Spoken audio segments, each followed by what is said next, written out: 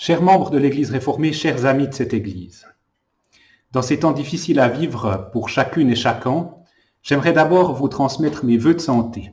Je vous souhaite de prendre soin de vous, de votre morale et de votre spiritualité. Je vous adresse ce message par vidéo. J'aurais bien sûr préféré vous voir en face, en chair et en os, dans une soirée conviviale. Et peut-être l'occasion, j'espère, si Dieu le veut, se présentera en début d'année avant la session du prochain synode qui a été reporté. Dans cette vidéo, je vais tenter en quelques mots de vous dire oui qui je suis, mais surtout pourquoi je présente ma candidature à la fonction de président du Conseil synodal de l'Érène. Vous savez, toute entreprise humaine a besoin d'un cadre pour son déroulement et son fonctionnement. Dans notre Église, on aime appeler ce cadre l'institution. Il nous définit, il nous donne une limite, un contour, une identité. Nous sommes l'Érène et nous avons un visage. Nous avons un synode, une constitution, un règlement général, une administration, des paroisses, des conseils, des plateformes. Et tout cela est au service d'une seule chose, qui est la mission de l'Église, c'est de témoigner en parole et en acte l'évangile de Jésus-Christ. Ce cadre, il pourrait être différent. Ce cadre, il pourrait être plus simple, plus petit, plus souple, plus liquide, comme on dit parfois aujourd'hui. Il pourrait aussi être coloré différemment. Mais s'il venait à disparaître, c'est l'entier de la mission de l'Église qui ne serait plus contenu et qui risquerait de dériver et de se disperser. Donc en me présentant à la présidence du Conseil synodal, cela veut dire d'abord que je vais porter une attention particulière à ce cadre. Cadre comme condition nécessaire à la réalisation de la mission de l'Église. Dans la mesure où le cadre institutionnel est au service de la mission et non l'inverse, il doit sans cesse être adapté et réformé en fonction de la situation réelle de notre contexte sociétal. L'Érène est au service des personnes et elle se doit devant Dieu d'offrir une parole audible dans un cadre aussi théologique qui est clair. Dernièrement, un journaliste m'a demandé comment je me définissais dans ma future fonction. Et après réflexion, j'ai fini par répondre que j'étais un réformateur. Alors oui, avec un R minuscule, mais quand même bien dans l'esprit des réformateurs qui ont fait la réformation. Vous avez entendu certainement Ecclesia semper reformanda, qui est un adage protestant.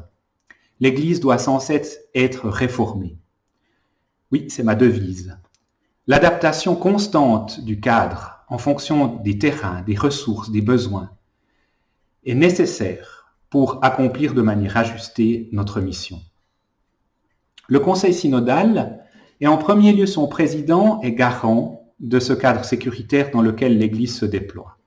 Et comme futur président, je m'engagerai à soigner et à faire évoluer ce cadre en lien avec tous les acteurs qui œuvrent dans l'Érène et en lien avec tous nos partenaires de la société, plus largement. Soigner le cadre, ce n'est qu'une des facettes de la médaille.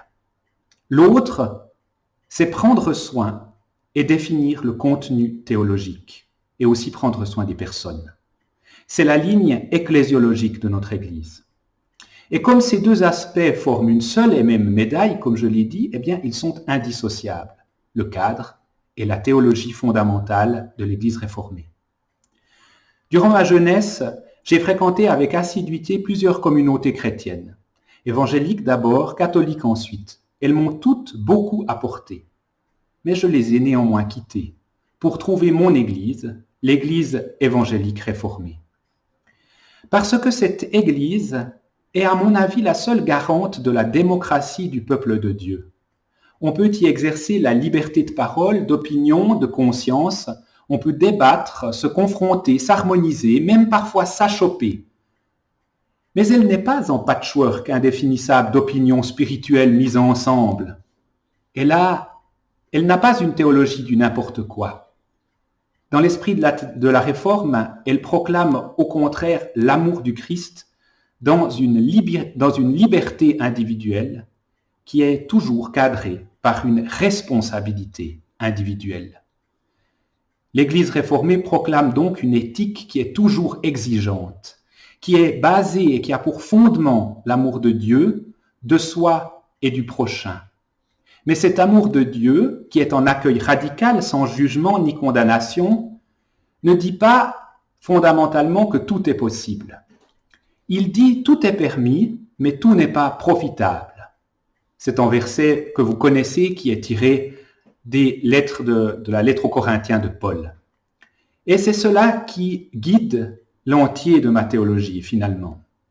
L'accueil radical est pour moi une direction prophétique de l'Église réformée. Il y a bien sûr des bornes d'attention de base qui sont explicitement dites dans les 10 commandements par exemple, mais le seul qui compte réellement est le commandement d'amour, seul et unique critère de jugement pour toutes les situations qui sont fort diverses. C'est en fait mon seul critère théologique, et ce critère d'amour n'a rien de gnangnan, il est au contraire le plus exigeant de tous. C'est la recherche dans chaque situation, dans chaque contexte, d'une proclamation et d'une position qui cherche le bien, le juste, le vrai, dans le respect de tous. On m'a également demandé, dans la perspective des Rennes 2023, comment je comptais m'y prendre et quels moyens j'allais mettre pour motiver et mobiliser les troupes, ministres et laïcs. Eh bien, peut-être à la manière d'un coach sportif, je vais aller construire l'esprit d'équipe en appelant au charisme, au savoir-faire et aux envies des différents acteurs de notre Église. Je vais réunir tous les moyens à ma disposition pour conduire le changement. Et qui dit conduire, dit aussi accompagner, enthousiasmer, encourager, aider au deuil, ouvrir des perspectives, mobiliser, responsabiliser et donner des objectifs clairs, des cadres, des lieux de créativité. C'est ça que j'aimerais mettre en œuvre. Et à titre personnel, j'aimerais connaître chaque personne engagée dans notre Église, connaître ses forces, ses envies, ses dons, ce qu'il rechigne à faire. Tout ce qui pourrait m'être utile à favoriser l'augmentation du plaisir et de la satisfaction à l'engagement et au ministère. Et Rennes 2023 est plus qu'un processus. C'est pour moi le sens même de l'Ecclesia Semper Reformanda. Les Rennes, bientôt, si on continue comme ça, passera plus de temps à restaurer sa structure inadaptée qu'à vivre pour sa mission évangélisatrice. Il est donc grand temps de réformer le cadre pour laisser croître le contenu. Les horticulteurs diraient, il est temps de dépoter pour rempoter, sinon la plante risque de mourir. Voilà, je pourrais encore vous en dire plus de vive voix sur d'autres sujets. Quoi qu'il en soit, j'aimerais que vous soyez convaincus, sinon pour moi cette entreprise est vaine, uniquement d'une chose, c'est que j'aime cette Église, les Rennes, et que je veux son bien, qu'elle vive, qu'elle prospère, et surtout qu'elle fasse rayonner l'Évangile. C'est en fait ce rayonnement que je vais m'efforcer d'augmenter. On passe à la 5G. Même si le boîtier est toujours plus petit, il n'y a pas besoin d'un gros boîtier pour rayonner. Il nous faut être ensemble et partager cet amour de l'Église. Si nous le partageons, nous ferons de grandes choses. Mais pour l'instant, avant les grandes choses, si Dieu le veut, nous avons à vivre cet arrêt social. Là encore, prenons-le sans jugement, même s'il entraîne son lot de souffrances. Et n'oublions pas la parole de Paul, toute chose concourt au bien de ceux qui sont dans le Christ Jésus. Au plaisir de vous retrouver bientôt en présence, et je serai sur Zoom à 20h ce mercredi 11 novembre. Les infos sont ici même. Portez-vous bien et à bientôt.